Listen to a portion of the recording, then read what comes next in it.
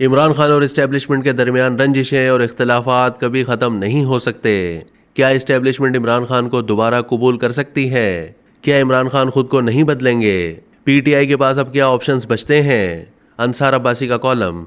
Senior सहाफ़ी अंसार अब्बासी ने अपने कॉलम बउनवान इमरान खान और इस्टेब्लिशमेंट दोस्ती नामुमकिन क्यों इसमें लिखते हैं कि मेरे एक दोस्त तहरीक इंसाफ के बहुत बड़े हामी हैं, लेकिन ऐसी अंधी तकलीद करने वालों में शामिल नहीं जो हदें पार करते हुए पाकिस्तान दुश्मनी पर उतर आते हैं। उनका कहना था कि इमरान खान की हिमायत पाकिस्तान में बहुत ज़्यादा है और इस बिना पर क्या ये मुल्की मफाद में नहीं कि इमरान खान और इस्टेब्लिशमेंट के दरमियान फासले कम हो और मुल्क व कौम के लिए दोनों अपनी अपनी रंजिशें और इख्तलाफात भुला दें। मैंने दोस्त से कहा कि ऐसा मुमकिन है, लेकिन इसके लिए एक तब्दीली इमरान खान को अपने अंदर लाना होगी और एक अहम वाक़या इस्टेब्लिशमेंट को भुलाना होगा, लेकिन ये दोनों काम होते होते मुझे नज़र नहीं आते। मेरा कहना था कि इमरान खान ने पाकिस्तान के अंदर सियासत में नफरत फैलाई, माशरे को तकसीम कर दिया और यही नफरत फ़ौज के इदारे के खिलाफ भी पैदा कर दी। सवाल यह है कि क्या इमरान खान अपने आप को बदल सकते हैं कि जो नफरत उनके अंदर अपने सियासी मुखालफिन के लिए है उसे वो ख़त्म कर दें, उनसे बात करें, उनसे हाथ मिलाएं, कौमी और सियासी मामलात के हल के लिए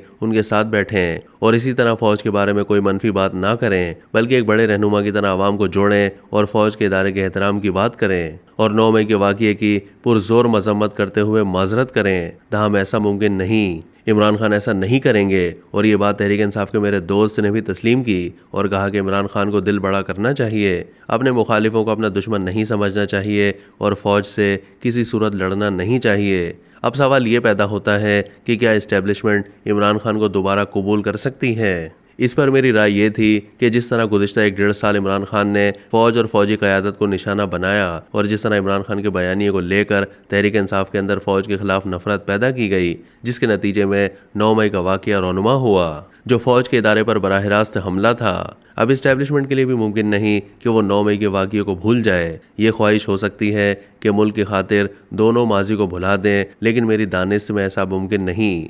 यानी ना इमरान खान बदलेंगे, ना फ़ौज 9 मई को भुला सकती है। इस सूरत हाल में तहरीक इंसाफ के लिए क्या ऑप्शन बचते हैं? क्योंकि ये तो हकीकत है कि इमरान खान का एक बड़ा वोट बैंक मौजूद है। इस बारे में इमरान खान के लिए सबसे बेहतर हिकमत अमली ये हो सकती है कि वो खुद कुछ अरसे के लिए पीछे हट जाएं और अपना कोई ऐसा जानशी आगे कर दें जो फ़ौज मुखालिफ तस्वुर ना किया जाता हो और जिसका 9 मई के वाक़यात से दूर दूर तक कोई वास्ता ना हो। लेकिन इसके लिए भी इमरान खान तैयार नहीं और इसीलिए वो जेल में मौजूदगी के बावजूद किसी दूसरे रहनुमा को वक्ती तौर पर भी पार्टी क़यादत देने के लिए तैयार नहीं हैं।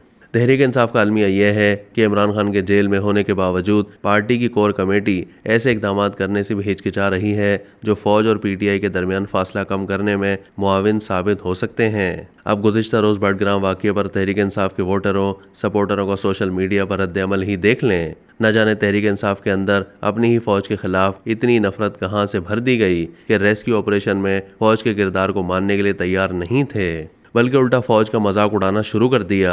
इस मौके पर तहरीक इंसाफ की क़यादत को बोलना चाहिए था, अपने ट्वीट्स बयानात के ज़रिए फ़ौज के खिलाफ मनफी प्रोपेगेंडे को रद्द करना चाहिए था। लेकिन मैंने माँ सिवाय तहरीक इंसाफ के साबिक़ मैंने अली मोहम्मद खान के सिवा किसी दूसरे रहनुमा की तरफ से कोई जिम्मेदाराना बयान नहीं देखा।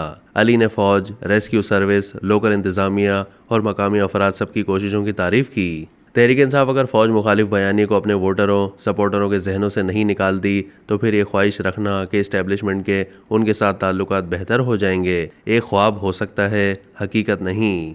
अब तक के लिए इतना ही। मज़ीद मालूमात के लिए डेली जंग के यूट्यूब चैनल को सब्सक्राइब कीजिए।